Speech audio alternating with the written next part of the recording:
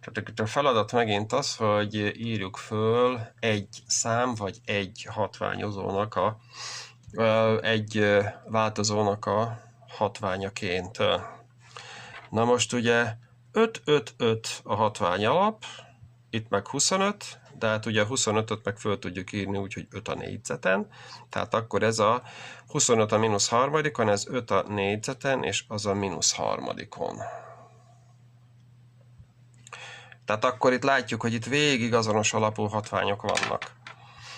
Jó, a hatvány hatványát ugye hogyan vonjuk össze? Összeszorozzuk a hatványkitevőket minden egyes esetbe. 2-ször mínusz 4, akkor az 5 a mínusz 8-on. Mínusz 5-ször mínusz 5, az 25. Mínusz 2-ször 3, az mínusz 6. És itt meg 2-ször mínusz 3, az megint csak mínusz 6.